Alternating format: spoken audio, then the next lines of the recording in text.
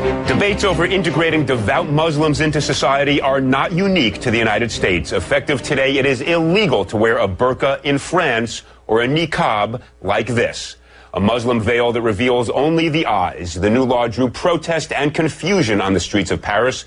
Two women stepping out in their niqabs and drawing a crowd were arrested for staging an unauthorized protest. The French government has called the veils, and I quote, a new form of enslavement, end quote, not acceptable on its soil. Many Muslims are enraged, but not all.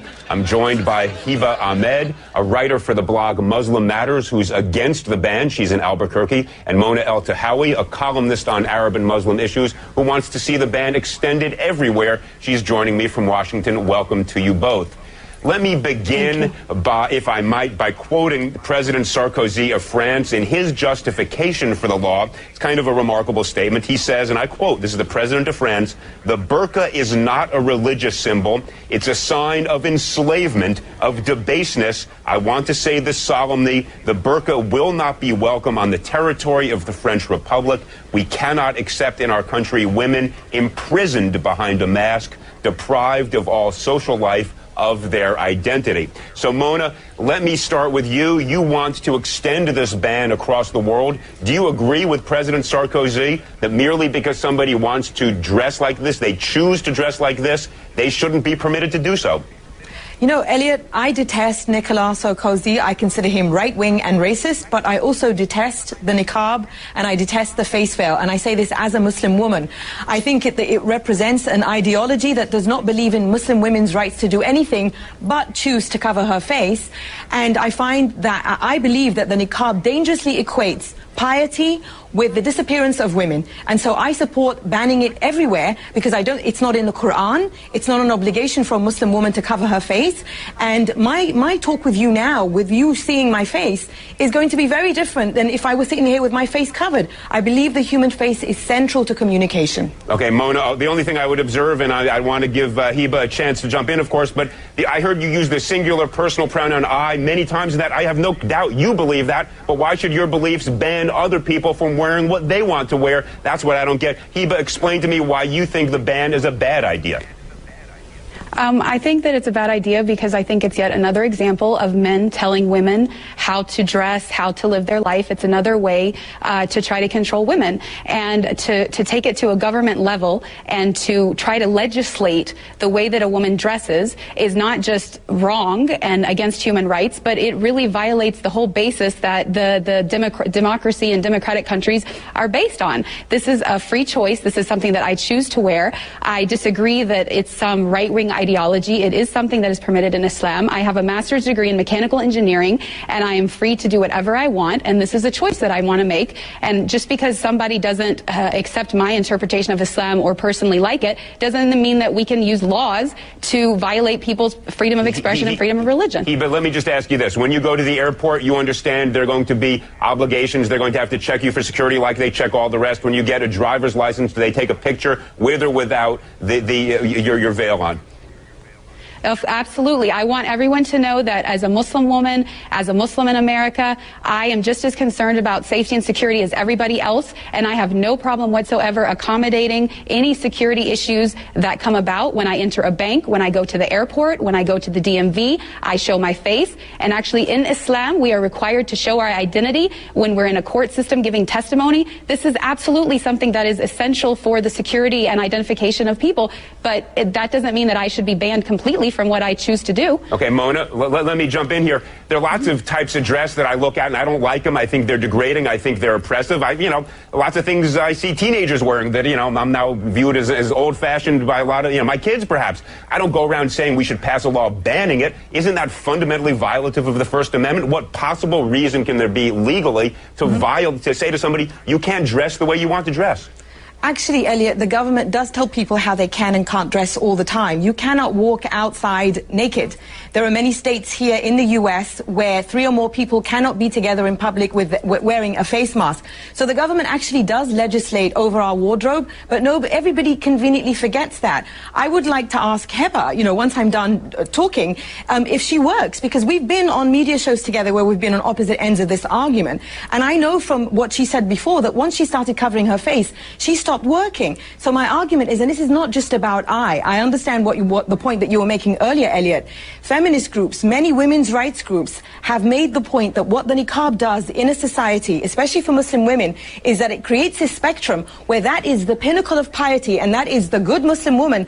And so of course it affects me. In France, where this ban is going in effect, Muslim women's rights groups there support it because they find that Muslim women who live in the French housing projects have been put under tremendous pressure by the Muslim right wing to give into the niqab. And when they speak out, they are told, it's basically, they become these political pawns. Yeah, that's why I said I oppose Sarkozy, but I oppose this on women, because what choice do women have besides covering their face? This ideology doesn't recognize Muslim women's rights. Mona, I just have to push you on one thing here. There are certain prohibitions on the way people dress, or you mentioned nudity, that don't dress, that are in fact imposed upon us by law, but none of them that I'm aware of relates to a specific religion and says if you are a devout member of a religion, you cannot dress in a way that is you are obligated to practice your religion, your choice of faith. Can you think of any example like that? Because I can think of 1,000 other laws, if this were upheld, that suddenly we would limit all sorts of things that people do for their religious beliefs because we don't agree with it. Wouldn't that be a very dangerous thing to do? See, this is, I think, where these right-wing interpretations of religion get a free pass, because everybody says, well, it's my religious obligation. It's my religious right to do this. Let's look really at what we're talking about here. We're talking about the disappearance of women justified in the name of them becoming closer to God. So the closer you want to become to God, the less of you, the more you disappear. But this Mona, is not accepted by the majority of Muslim schools of thought. Well, one at a time. I disagree. Guys, one at a time. Habib, Hiba, excuse me, jump in. Tell us, has anybody forced you to do this? Is this something you're doing of your own free will? Nobody has forced me to do this, and I really have to disagree with the statistics that Mona is trying to put forth, because studies have shown that there are only 2,000 women in France that wear the niqab. The majority of them are converts who converted to Islam and are voluntarily choosing to do it. This is my choice. Nobody can force me to take it off. I would not take it off even if you paid me to do it. And the fact of the matter is that I have never met a single Muslim woman in all of my travels around the world that is being forced to wear it. I understand Mona does not like it and does not want to wear it personally, but she keeps talking about her own feelings about it, and she wants to use the law to support it. If she wants a diversity in Islamic belief, then she has to accept my version just like she wants me to accept hers. Mona, let me ask you this question. Do you have any evidence to support your statement that women are forced to wear this? And let me ask you this. If women are being forced to do something they don't want to do, there is recourse other than banning this entire mode of dress that is chosen, as we just heard from Hiba, by people who do choose to wear it of their own free will. Well, you know, I lived in Saudi Arabia. Heba says that she's traveled the world and she's never met a woman who's been forced to wear it. I lived in Saudi Arabia where millions of women are forced to cover their face. But now that the argument will be, well, that's in Saudi Arabia, not in France. What choice does a woman have when she's told she will burn in hell if she doesn't cover every inch of her body? What kind of a choice is that? So, of course, these women who convert to this ideology... I've never heard anybody say that. The women who convert to this ideology, who are then told that this is how to be a good Muslim woman, to be close to God, to avoid hellfire, is there really a choice in that? And I believe when you have a law like this... You know, I told you, I detest Sarkozy. I consider him racist. But I will not sacrifice Muslim women's rights in order to uphold the Muslim right wing, which I believe is misogynist. With a law like that, a woman can tell her husband or any male relative who is forcing her to dress like this, the law says I don't have to dress like this. Mona, let's not deal with Saudi Arabia. Different customs, different laws. We have a First Amendment. No, I was talking about France. I was talking about France. Wait, hold on one second. In the United States, we have a First Amendment that gives people the right to practice religion as they wish.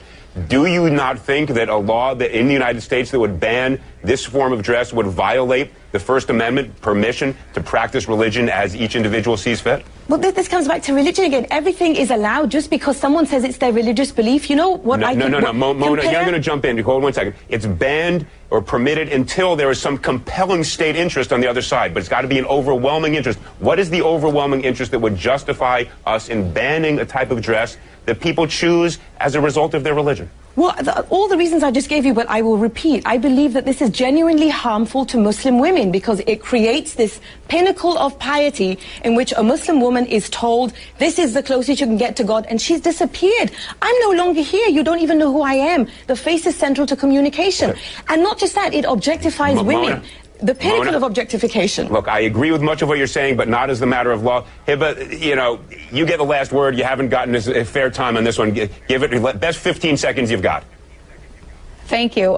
Basically, I want people to know that when I choose to cover this way, it's because I am fighting against a systematic oppression against women in which women's bodies are being sexualized and objectified. This is a different perspective and a different form of empowerment in which I think when I'm in public, my sexuality is in my control and people have to deal with my brain and who I really am and not judge me by my body. And if we want to really talk about the oppressive situation of women, let's talk about all of the eating disorders, all of the plastic surgery, all of the unhealthy diets that are being done, all in the name of having the perfect body. To me, this is liberating and this is empowering. Mona keeps saying, I believe, I believe, I believe. Well, we don't make laws based on what Mona believes or what anybody believes. All right, guys, it's based on whether or not.